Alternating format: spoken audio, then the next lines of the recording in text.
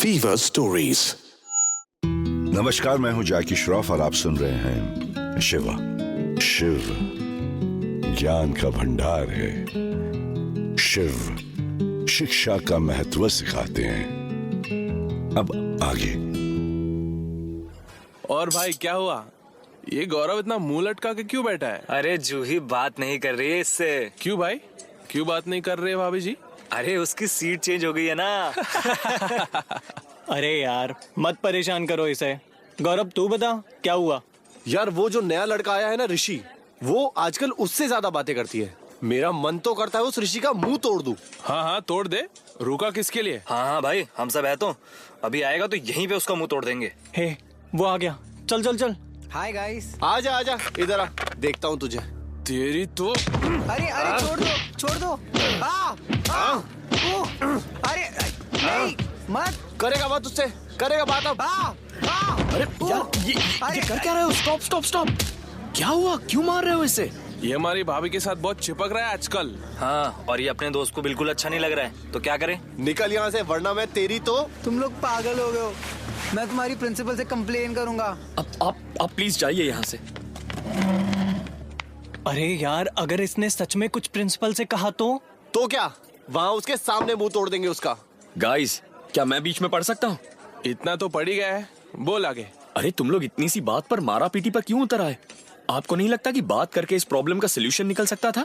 भाई लातों के भूत बातों से नहीं मानते। और फिर अपनी प्रैक्टिस भी तो हो जाती है ना फाइट की, तो ये सब तो होते रहना चाहिए, है कि नहीं?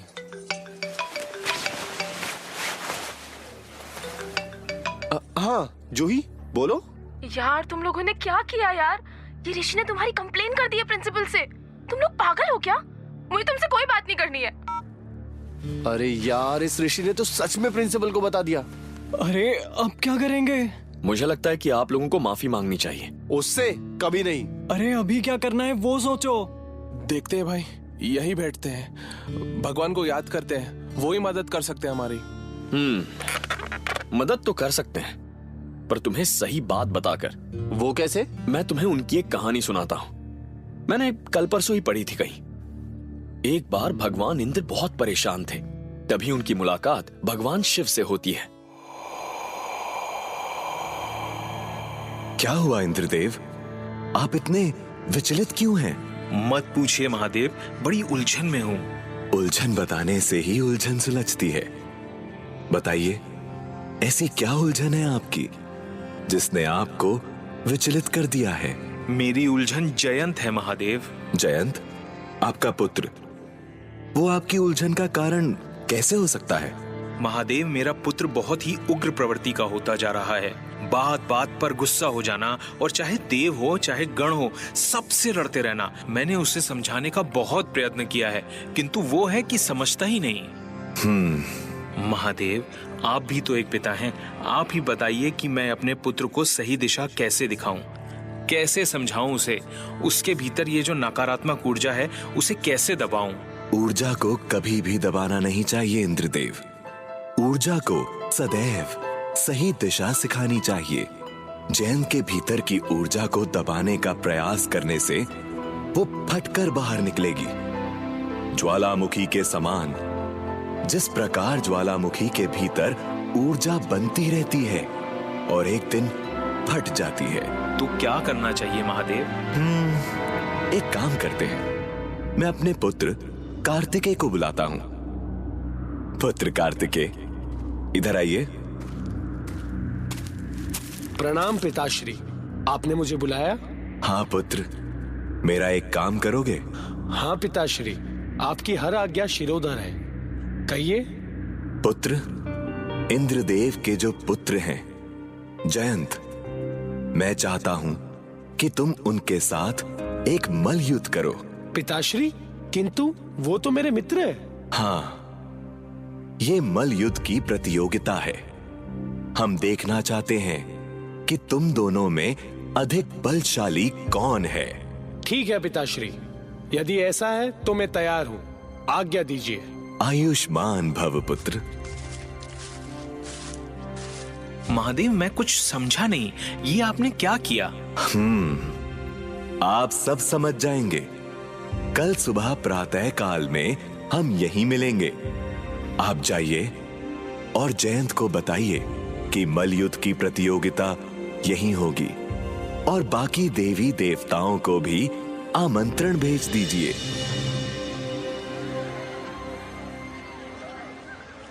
कार्तिकेय पुत्र, जरा सुनना, मैं तुमसे कुछ कहना चाहता हूं। ठीक है पिताश्री, आशीर्वाद दीजिए।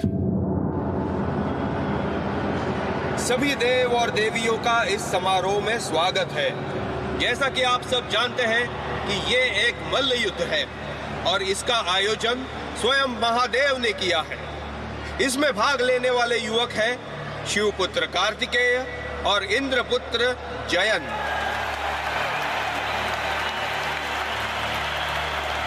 दोनों ही युवक अत्यधिक बलशाली है। देखना यह है कि कौन इस प्रतियोगिता में विजयी होता है। तो इसी के साथ मल्ल युद्ध की प्रतियोगिता आरंभ की जाए।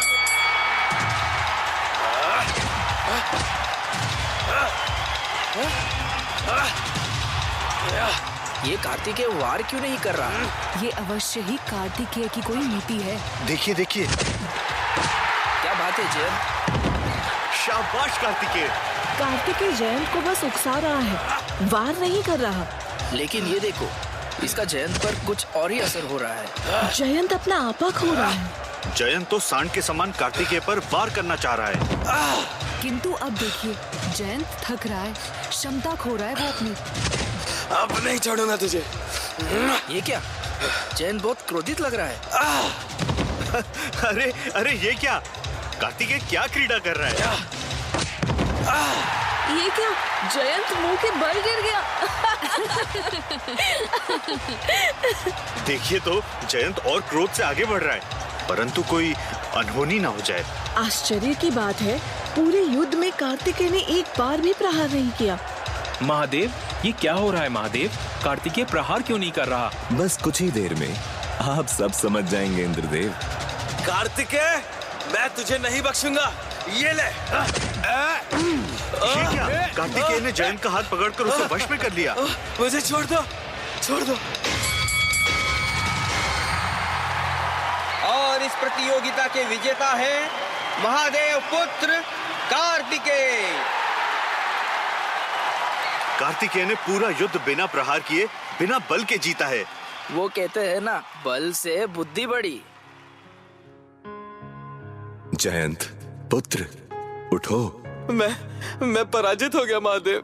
कोई बात नहीं पुत्र, हार जीत तो लगी रहती है, किंतु इस प्रतियोगिता से क्या तुमने कुछ सीखा? जी महादेव, मैं समझ गया कि क्रोध से उत्तेजना प्रकट होती है और उत्तेजना से चाहे मनुष्य हो या देव, अपने सोचने समझने की सारी क्षमताएं खो देता है और दिशाहीन होकर इधर उधर भागने लगता है, जैसे मैं भाग रहा था।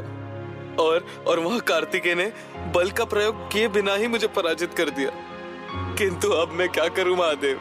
तुम अपने क्रोध को उद्देश्य दो पुत्र। उद्देश्य?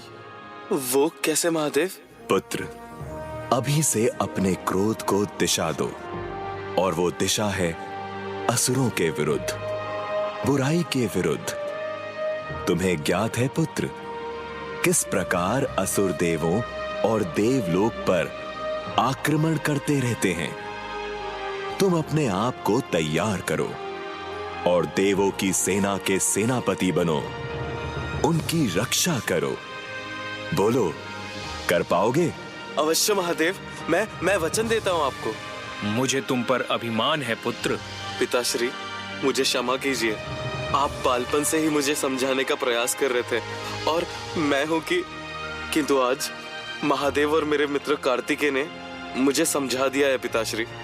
मैं प्रण लेता हूँ कि मैं समस्त देवगणों की रक्षा करूंगा, अपने क्रोध को सही दिशा दूंगा। मैं वचन देता हूँ पिताश्री। देखो, तुम लोग यंग हो, बहुत समझदार हो, तो फिर तुम लोग ये मारपीट क्यों कर रहे थे? हम उसे बताना चाहते थे कि हमसे पंगा ना ले। हाँ, पर बात करके भी तो इस प्रॉब्लम का सलूशन निकल सकता है ना। अच्छा चलो ये बताओ, इस कहानी को सुनने के बाद क्या सोचा है तुमने?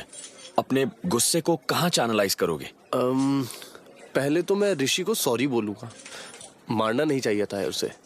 फिर बची हुई एनर्जी से अपनी गर्लफ्रेंड को मनाऊंगा। वो शायद मानने में टाइम लगाए। फिर भी अगर कुछ एनर्जी बच गई तो सोच रहा हूँ आर्मी ज्वाइन कर लूं। आर्मी क्यों? ओ, क्योंकि कार्तिकेय ने की इसलिए? अरे सारी शक्ति सिर्फ बॉर्डर पे ही नहीं दिखानी होती। हमारे समाज में ऐसी कई कुरीतियां हैं, कई ऐसे लोग हैं जिनसे लड़ने की जरूरत है, कई प्रैक्टिसेस और नॉर्म्स हैं जो लड़कियों को परेशान करते हैं, उनका जीना मुश्किल कर देते हैं।